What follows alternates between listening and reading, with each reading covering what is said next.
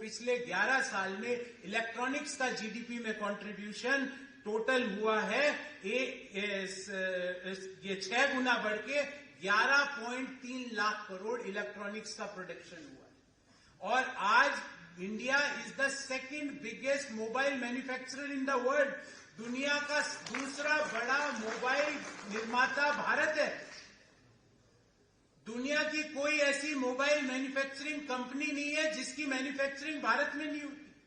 और इलेक्ट्रॉनिक्स के मैन्युफैक्चरिंग और एक्सपोर्ट ने ऐसे कीर्तिमान स्थापित किए कि जो इलेक्ट्रॉनिक्स का एक्सपोर्ट है दूसरे देशों को, वो 11 गुना बढ़ के 4.25 लाख करोड़ पर अभी खड़ा हुआ है। तो पहले बात हुई, खाते खुले, लोगों के जो पैसा बैंकिंग चैनल्स में नहीं था, फॉर्मल इकोनॉमी में नहीं था, वो फॉर्मल इकोनॉमी में आया। फिर उस पैसे से मुद्रा लोन के तहत लोगों को लोन्स दिए गए, 22 लाख करोड़ के लोन हुए। उससे एक स्टार्टअप का इकोसिस्टम जनरेट हुआ और पीएलआई प्रोडक्शन लिंक्ड इंसेंटिव से इलेक्ट्रॉनिक्स और की मैन्युफैक्चरिंग को ताकत दी गई। इसका नतीजा क्या हुआ कि दुनिया में कोई कुछ भी बोले, कई लोगों को 7.4% की इकोनॉमी डेड इकोनॉमी लगी, वो सब मेंटली डेड लोग। जिन लोगों को 7.4% की ग्रोथ वाली इकोनॉमी डेड लगती है, वो they are mentally dead people. They can't understand कि भारत किस तेजी से आगे बढ़ रहा है। फिर आज का जो हमारा चर्चा का मुख्य विषय है विकसित भारत, उस पर बात करूंगा। फिर बजट के प्रोविजंस, एक एक पॉइंट, छोटी छोटी बातें उस पर करूंगा। कई बार आपके मन में एक सवाल जरूर आता होगा, विकसित भारत क्या है? क्या विकसित भारत में हम सबकी जेब में 10-10 हजार रुपए कैश होंगे? क्या विकसित भारत में हम सबकी जेब में जो पेन होगा वो 300 रुपए वाला होगा कि 200 रुपए वाला होगा कि 50 रुपए वाला होगा? विकसित भारत क्या है? क्या कल्पना है विकसित भारत की?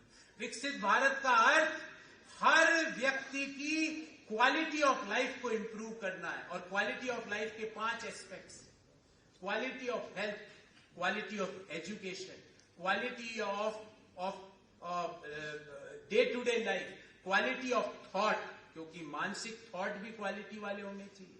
ये डेड इकोनॉमी वाले थॉट भी नहीं होने चाहिए। ये विकसित भारत की परिकल्पना को साध्य नहीं कर पाएंगे। तो क्वालिटी ऑफ ऑर्डिनरी इंडियन को बढ़ाना ही विकसित भारत का संकल्प है।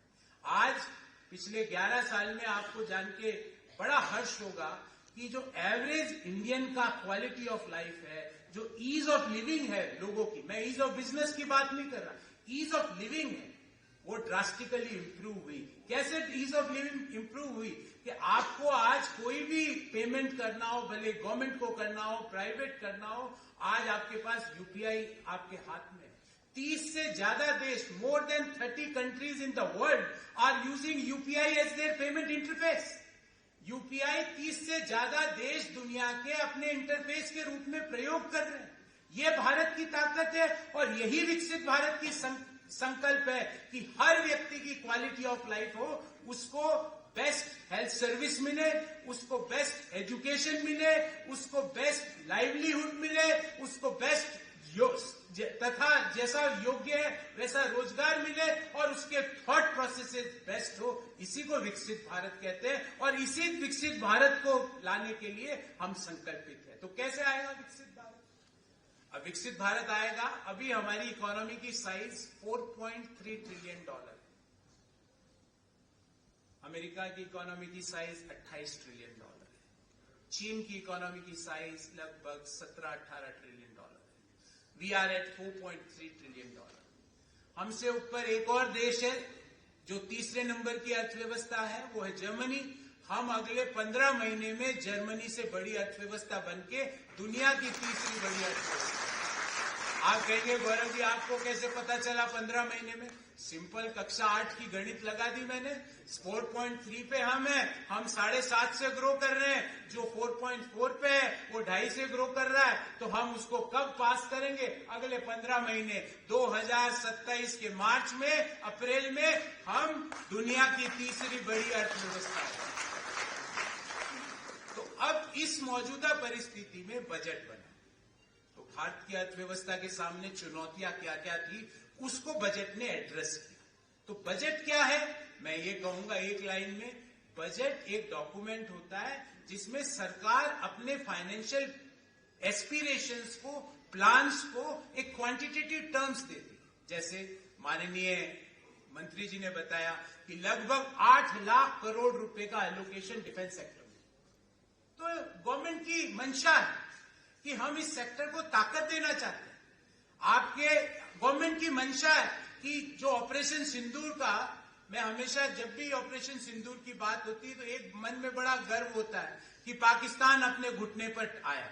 हर देशवासी को इसका गर्व कि 5, 4, 8 घंटे भी पाकिस्तान टॉलरेट नहीं कर पाया, त्राहिमाम करता हुआ, घुटने टेकता हुआ आया। पर एक कोलेट्रल बेनिफिट जिसको अंग्रेजी में कहते हैं वो बहुत बड़ा हुआ।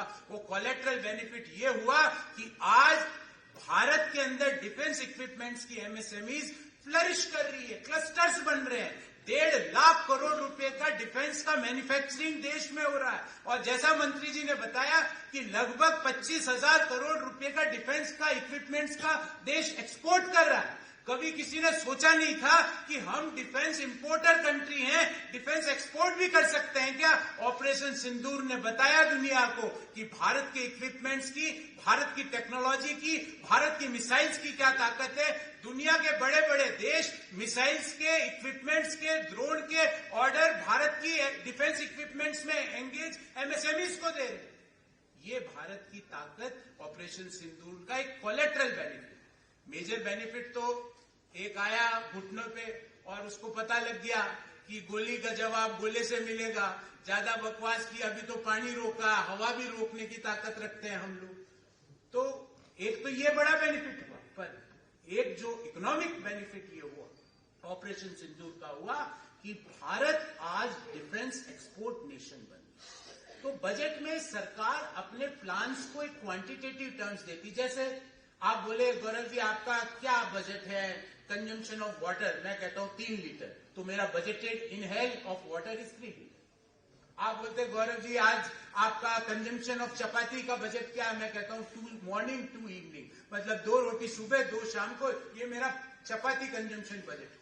वैसे ही देश की सरकार अपनी प्रायोरिटीज बजट में तय करती है। बहुत इंपॉर्टेंट डॉक्यूमेंट। वो बताती है दुनिया को, वो बताती है इंडस्ट्री को कि अब मेरी आने वाले समय में FY27 में मेरी प्रायोरिटीज क्या है। और प्रधानमंत्री मोदी जी ने दुनिया को बताया कि भारत की अर्थव्यवस्था की 3 प्रायोरिटीज है इस बजट। और मैं कहता हूं M 3 प्रायोरिटीज। पहला M है MSME। हमने बता दिया एंड प्राइम मिनिस्टर और the government of the day is of the view कि अगर भारतीय अर्थव्यवस्था को कंसिस्टेंटली 8, 9, 10% पे ग्रो करना है तो वो जब ही संभव है जब देश की एमएसएमई ताकतवर बने। उस एमएसएमई के क्या इश्यूज थे? उस एमएसएमई के 3 इश्यूज थे, उन तीनों को इस बजट में एड्रेस किया। एमएसएमई कहता था कि मेरे को सबसे पहले तो हाथ फैलाने का स्पेस दो, मुझे डीरेगुलेट करो, मुझे स्वतंत्र करो, मैं अपने आइडिया को कॉमर्शियली ट्रांसलेट कर सकूं, मुझे उतनी ताकत कर दो। तो बजट में ये व्यवस्था है कि एमएसएमईज के डीरेगुलेशन के लिए और ईज ऑफ डूइंग बिजनेस 2.0 के लिए व्यवस्था की गई। ये एक फोकस पॉइंट है। दूसरा, एमएसएमई ने कहा मुझे कैपिटल सपोर्ट दो, मुझे पूंजी की ताकत दो, मेरे पास आइडिया है, मेरे पास ग्राहक भी है आइडिया को कॉमर्शियल खरीदने वाला, पर मेरे पास कैपिटल नहीं है। तो जैसा मंत्री जी ने बताया 12,000 करोड़, 10,000 रुपए तो ओरिजिनल और 2,000 रुपए का टॉपअप, 12,000 करोड़ रुपए का इक्विटी सपोर्ट एमएसएमई को दिया गया। तीसरा, एमएसएमई ने कहा कि मुझे कैपिटल नहीं चाहिए, मुझे कैपिटल नहीं चाहिए, मुझे लिक्विडिटी सपोर्ट दो कि भाई जब मुझे